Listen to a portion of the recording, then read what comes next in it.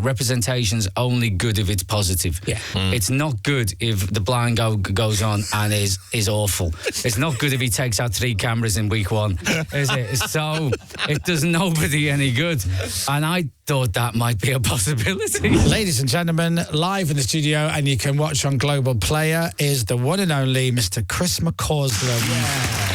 And here he is in the flesh.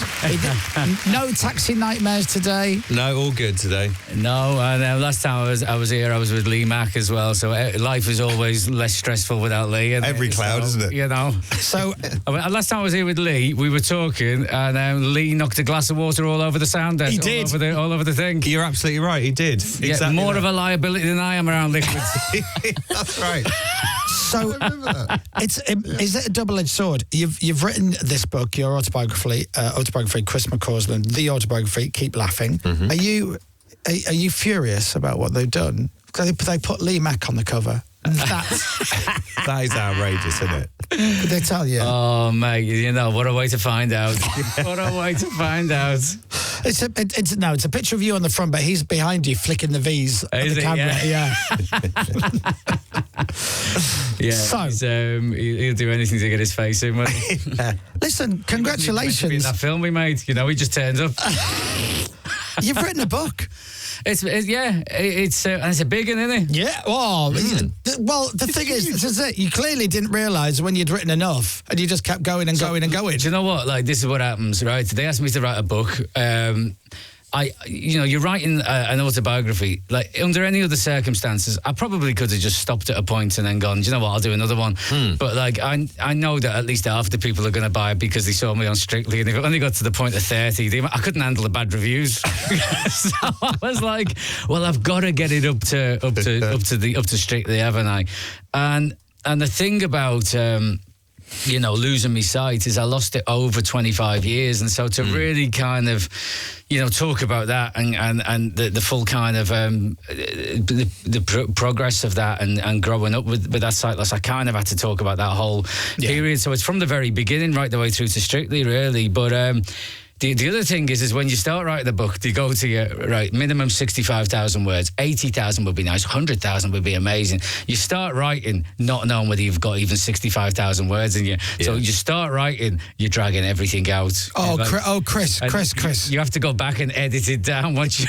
This is evident. It is so clear that you had a word count to hit, because let me read the beginning of chapter 1. Now, bearing in mind, I've written 2 books. Right? And the first line can I just say, you're meant to be selling my book here, Chris, not putting people off. I am telling you, Chris McCausland's like, in his head, he's going, 65,000 words. Well, no, 65,000 words, that's a lot of books. So here's chapter 1. Yeah. I was born in Liverpool. I was born on a Wednesday, just about. I was born 25 minutes before it would have been a Thursday. That particular midnight crossover from one day to the next being exactly slap bang right in the middle of June 1977. Well done. That's about 50 words there for saying I was born in 77. Hey, I mean, it gets tighter. Which, by the way, is the name of his second book. Yeah, I can't wait for it gets tighter. Yeah. Out in paperback next year. It'd be lovely. Do you know, it's really interesting because it's just from the bits that I've read so far, and it's really lovely. It's really nicely written as well, and it's funny. But you're right. The thing about your eyesight and your blindness, your condition, is it's really interesting because people like myself are like we have questions, and the fact that you answer the questions, it means it's interesting, because I never knew. Yeah. I wasn't sure if you were born blind or whether you lost your sight over time, but as you said, you lost it over quite a long time. Yeah, and it's when I was writing it as well, like, that bit actually was a lot easier to write than I thought it was going to be, because I'm writing it and I realised it's actually quite like I suppose it's not something that many people write about. And so it felt a little bit more, not unique, but a little bit more, different and possibly interesting. And And then obviously Strictly was very, very fresh and emotional in my mind. And it turned out that the bit that I thought was going to be the easiest to write about comedy, I love comedy, about me, career in comedy. When I got to that bit, I was like, this is the bit that's in every comedian's autobiography. I did Live at the Apollo, then I did Would I Lie to You? And then that's the bit where you go, I need to find a unique angle on talking about the thing that all comedians talk about. So it kind of worked out being the opposite to what I thought it was going to be in terms of, writing it and what kind of flowed a lot easier, really. But, I think doing Strictly, like, I wouldn't have been able to write this book a year ago. If I'd have written this book a year ago, it would have been very, very much as a very, very closed-off northern bloke who's a comedian, and I wouldn't have been as open, and I wouldn't have shared as much about the other side of the coin. It would have been very much go for the gag at every point, and put that kind of front on about capability, and kind of just kind of all the funny anecdotes and things like that, but once you kind of like cried on the telly in front of 10 million people, you're a little bit less protective about and it was such an intensive experience. Yeah. And you can't, and this sounds really wishy-washy, right? But like, I really, really kind of sharing that vulnerability and letting people in really hit home with me over that period, with some of the messages we were getting from people doing Strictly and stuff. And so I've been able to write in a way that I wouldn't have been able to a year ago. And maybe in a way that I won't be able to write in 2 years' time when I stitch myself back up again, you know. Yeah. But, did you have to be heavily persuaded to do Strictly, or was it something when the offer came in, you jumped at it? Or? Absolutely not, mate. No, I turned it down several times. Right. Yeah, I said, no, not happening. Yeah. Not even talking about it. Not even like, are you mad? Are you insane? Because you don't know what it is. Like, I mean, try and explain dancing, in words. You can't explain the complexity of it, the pace of it, the technicality of it. Yeah. And to know if it's something that is possible. And listen, like, you can say Strictly is pushing the boundaries of representation. They are, in a way, and it's a good thing. I'm all for that, but representation's only good if it's positive. Yeah. It's not good if the blind goes on and is awful. It's not good if he takes out 3 cameras in week 1, is it? So it does nobody any good. And I thought that might be a possibility. Well, this is it. Like, I would imagine, and I hope you're not offended by this. Mate, no. That your dancing wasn't at its peak. It wasn't something you've been working on for years and years behind the scenes. No, mate, no. I mean, like, I went into it headbanging and mosh pits. That was my upbringing. And never danced. I mean, I didn't know any of the dances. I mean, this is the thing as well, is that everybody else stands up there and they watch everybody else's dances, so that when their Charleston comes around, they've got a good idea of what makes a mediocre or a decent Charleston. Sure. I didn't have a clue. I didn't have a clue what anyone else was doing. Week by week, every Monday, Diane had to start from scratch with me. Like, to the point where you get 4 days to learn these dances. The Paso Doble, even on Wednesday evening, 3/4 of the way into training, I'm saying to Diane, a professional dancer, are you sure you know what this dance is? Because this does not feel like anything that anybody would ever do for fun. How many when you were rehearsing each dance, how many times would she just forget herself and go, no, look, do it like this, and you go, I can't look. Yeah. Oh God, I mean, that's the thing, is that people always pull people up on them things, but I use them turns of phrase all the time. Yeah. Like, even when I'm gonna have a feel of her legs and see what her legs are doing, I go, let me have a look. I get down there, because it sounds better than let me have a feel. Especially at Strictly, you don't want to be saying that out loud. Exactly. Come on, love, let me have a touch. What is what the condition that you have is called what? What's the proper name for it? Well, I mean, I've been told a few things over the years, but retinitis pigmentosa is kind of like the sexy Latin Say it again. version. What is it? Retinitis pigmentosa. Which sounds like the worst Harry Potter spell ever. It does, doesn't it? So yeah, almost. I mean, I like the way you're going for Harry Potter. It's Sooty-esque, isn't it? Yeah, it is. There you go. But it's. Do you know what? Like, there was this thing going back a good 10 years, 12 years, called the 100,000 genome Genomes Project, and it was they were mapping out rare kind of diseases and disorders, and they were doing blood tests and genetic mapping of the human genome to map all these things out. And I took part in it so they could identify what my condition was, and like the genes involved. And I waited 7 years for the results. 7 years, and I came back all clear. Can't find anything wrong with you. I felt like writing back and going, I think this 100,000 Genomes Project needs to be at least 100,002 Genomes Project. You know, you need to add a few more on. You're all fine, no problem. That's lovely. Well, listen, with a driving license. You have written a book. Look, I've written a book. It's a hell of a thing to do, and it is. And every time I've spoken to somebody in a similar position, like it's like being on the psychiatrist's couch sometimes, I think, because you have to put yourself back to when you're a kid and put yourself back to the moment you thought, maybe I should try stand-up comedy. And it is, I find it quite therapeutic when I wrote mine. You clearly didn't feel the same. No, I honestly, I found it so much easier than I thought it would. Do you know what helped?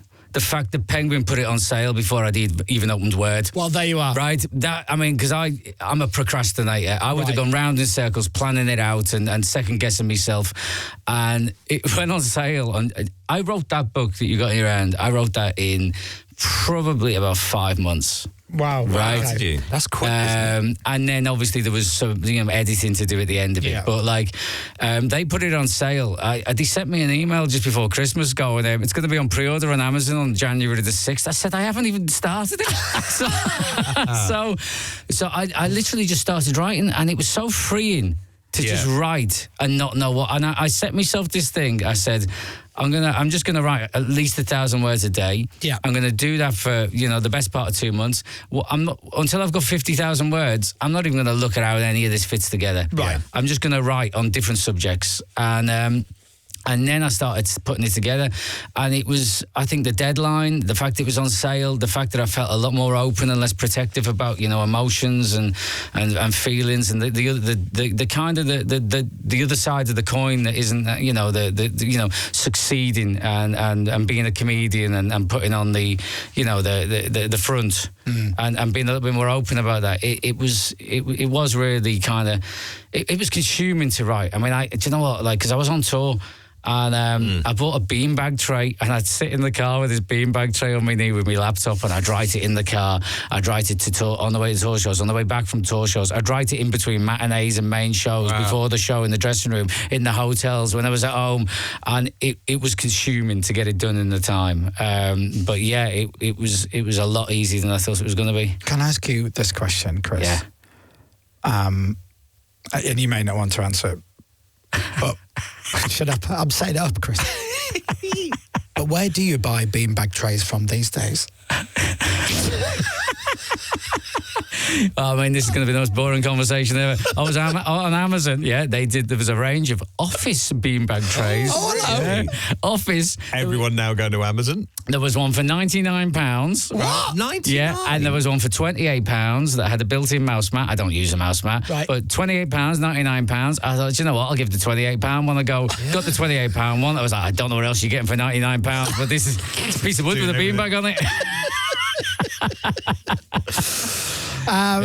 Chris is... And by the way, £28 tax deductible. Oh, well, yeah, because it's R&D, Chris. It's research and development. That's what it is. It's an essential piece of equipment that he's needed. Absolutely. Christopher McCausland has just set off on his big tour called Yonks, which started in Monday. Oh, no, well, it started a while ago, mate. That's what I said. Yeah. Polly, you're getting fired. I'm back out on tour. It's been going on for a while, but yeah, I've just gone back out on tour for a new leg of it, really, and it's you do Strictly and more people want to come and watch you. Yeah, I think of course. they see you on the telly moving incredibly fast, and they think, I wonder what that fella's like sat on a stool. So if you want to see what he's like sat on a stool, tickets available, chrismccausland.com. And a night at the London Palladium. Oh, yeah. Yeah. I mean, I think... May the 15th next year. Yeah. So in London, the Palladium and the Shepherd's Bush Empire. I've done the Shepherd's Bush Empire before. Nice. The Palladium, I think they have like some kind of quota on riffraff that they have to have in the building just to kind of balance off against all the You might be right, because me and Dom are playing there in January. Well, there you go. Yeah. Exactly. We're anyone in. You know, we're in the same. We're in that same final pot that they have to pull out of on the. You know. It's if you want to go and see Chris live around the UK, he's got the tour. He's got a lot of dates. So this month, I don't know if there's any tickets still available, but you can go and check out chrismccausland.com and have a little look. And he's playing all of them. May next year. Like a lot of them are sold out coming up, but then there's tickets available for ones a little bit kind of running off into the other side of Christmas and stuff like that. And you're in Hertford tonight, is that right? I am, yeah. So book promo all day and then on tour tonight and then book promo tomorrow. And it's a nice problem to have, isn't it? Isn't it just? Lee Mack's currently still in his pyjamas, scratching his knackers. He's got nothing to do. That's the thing. I mean, like, listen as well. The thing is that like I talk about Lee in the book as we made the film and stuff like that, and we did that BAFTA thing together, and so he gets a mention in it. I did send him an email and say, do you want to see what I've written about you? And he went, no. He said, it's all fine unless you say that I touched you inappropriately, in which case I'll see you in court. But the thing is that do I send him a copy of the book? Because if I send him a copy of the book, it probably ruins quite a few appearances of Would I Lie to You? That's very true. That's very true. I think I'll have to say to them, don't give Lee or David Mitchell a copy of this book. And also as well, Lee can buy it. He's your mate. You got to support your mate. So they should all be buying it. Him, Bob Mortimer, everybody, Rob Brydon. They should be down the Waterstones getting it. Definitely. Yeah. It's a lovely yellow bright cover. So when you're in the bookstore, you can see it. You can order it on Amazon right now. If you like Chris, then you can stick this by the bed, read a couple of chapters every night. There's a lot of bloody jobs. Kill a burglar with it. I think. Literally, if I drop it on the desk now, I mean that's a weapon. I mean, how arrogant do you have to be to write an autobiography that fat? I mean, come on. Proper fat it's one. 38 chapters. It's amazing. 38. And it's got an epilogue. Has he got an epilogue? Yeah. Do that, has it? Oh, wow. I mean, do you know what? Like, the funny thing is, like, there's bits in this. So I've done the audio book as well. Oh, great. And, like, I love an audio book. So you do the audio book, and you talk about, like, there's bits that pop up in your head as you're doing it. And the first thing I talk about in the audio book, I don't even get onto the. Onto the first words in the introduction, because I called the introduction the foreword. They changed it to introduction. I don't know why, right? So I'm moaning about that before I get started. But then what I say is, I didn't even call it a foreword. I called it, for the whole process of writing the book, I called it a forward because I'd never seen it written down. I just heard it. I thought it was a forward, like the opposite of backwards. And it goes to the beginning, which makes sense. And then it wasn't until the very, very last draft I noticed that they changed it to forward. And then when it went to print, it become an introduction. I was like, so the first 5 minutes of the audiobook, I'm even moaning about that before I even get into the book. It's the Passe Doble all over again. Actually, I've just checked. The epilogue actually just says bye-bye. Then that's it. Yeah. The book is out. Go and get Chris's book and then go and see Chris on tour. Lovely to see you, my friend. Oh, thank you very much for having me in. And great to see you without that hanger-on, Lee Mack. Absolutely. And do you know what? The desk is dry. Yeah. That's right.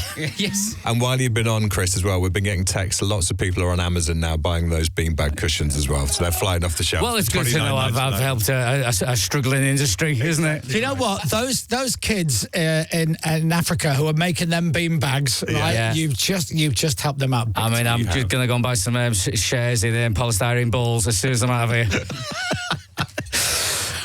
Ladies and gentlemen, the one and only Mr. Chris McCausland. Thank you, Chris. Get the book. Radio X.